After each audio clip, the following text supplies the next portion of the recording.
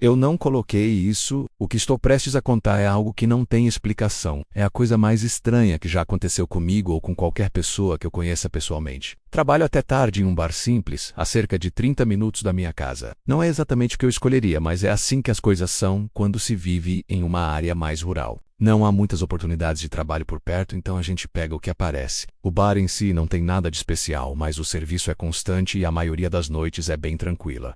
Na noite em que tudo aconteceu, nada parecia diferente. Meu turno passou sem grandes acontecimentos. Depois de fechar tudo, entrei no carro e comecei a viagem para casa. Quase todo o caminho é por estradas secundárias, cheias de curvas, com pouco tráfego, quase nenhuma luz e poucos carros. Sinceramente, é um trajeto silencioso e eu até gosto disso. Como uma espécie de desintoxicação em que tenho tempo para pensar nas pessoas que conheci. No bar e nas conversas interessantes que tive, não demorou muito para eu perceber que estava estranhamente enevoado. Já dirigi por aquelas estradas incontáveis vezes, mas naquela noite a visibilidade estava pior do que eu lembrava ter visto em muito tempo. Precisei tirar o pé do acelerador e ir mais devagar, porque mal conseguia enxergar além de alguns poucos metros à frente.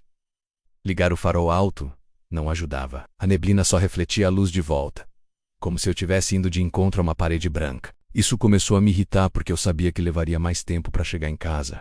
E eu estava exausta. Estava mais ou menos na metade do caminho quando vi, através do nevoeiro, um ponto de luz amarela piscando um pouco à direita da estrada. No começo pensei que fosse algum tipo de marcador ou refletor, mas conforme eu dirigia, a luz não parecia se aproximar nem se afastar. Ela apenas permanecia ali, piscando num ritmo constante, como se estivesse acompanhando minha velocidade, escondida mais ao fundo na neblina. Não consegui calcular a distância com precisão. Parecia que o nevoeiro estava distorcendo minha percepção. Depois de cerca de 1 minuto com aquela luz ao meu lado, comecei a sentir um desconforto estranho no estômago. Não consigo explicar, mas algo naquela situação não parecia certo. Resolvi diminuir ainda mais a velocidade, achando que, se eu reduzisse o passo, a luz poderia seguir adiante e eu entenderia melhor o que era. Ou simplesmente iria embora. Mas mesmo quase parando, a luz continuou piscando do mesmo jeito, à mesma distância, como se estivesse igualando a velocidade com perfeição. Foi aí que comecei a ficar realmente assustada. Decidi parar completamente para ver o que aconteceria. E para meu espanto, a luz permaneceu no mesmo lugar,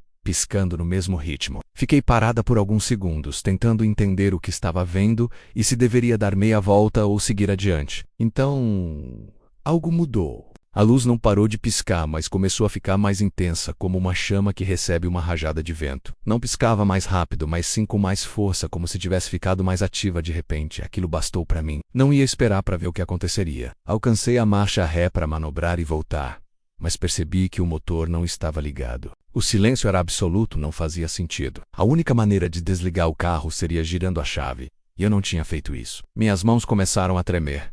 Algo que nunca acontece, já que trabalho servindo bebidas o dia inteiro. Enquanto tentava desesperadamente dar partida, não conseguia evitar o pensamento de que aquela coisa lá fora tinha alguma relação com o motor que simplesmente não respondia. Virei a chave várias vezes, mas nada. O motor estava morto. A luz continuava ficando cada vez mais forte, quase como se estivesse se alimentando de alguma coisa. Meu coração batia acelerado e não havia ninguém por perto. Sem saber o que fazer, peguei o celular para tentar gravar ou pedir ajuda.